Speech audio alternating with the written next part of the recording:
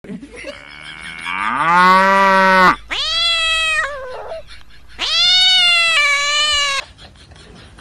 এরা কারা, কোত্থেকে এলো?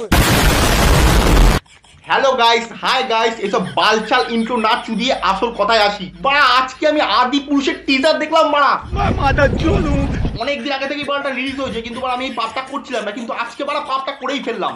আর বাড়া কি দেখলাম আমি,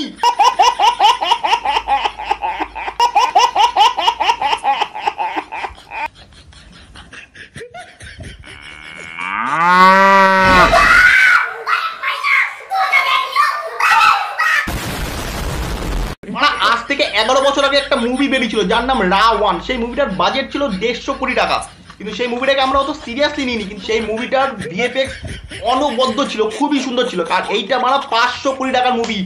মারা ভিএফএক্স দেখেছো? চুতিয়া বানায়া তুমকো। এর থেকে ভালো হতো মারা এটাকে কার্টুন বানিয়ে দিতিস। মারা যে মারা মুভি বানানোর কি দরকার ছিল?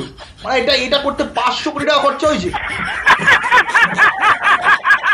এর থেকে দেখতে পাচ্ছিস কয়েকদিন আগে একটা মুভি বেরিয়েছিল, সাউথের মুভি কার্তিকিয়া 2, যার ভাড়া বাজেট ছিল 30 কোটি টাকা। তার ভাড়া ভিএফএক্স দেখলে এদের মেকারদের বিচি মাথায় উঠে যাবে। নিঃসন্দেহে তুই ঠিক কথা বলেছিস। এটাকে রাম মানে রাম কম রাবণ লাগছে তো বেশি।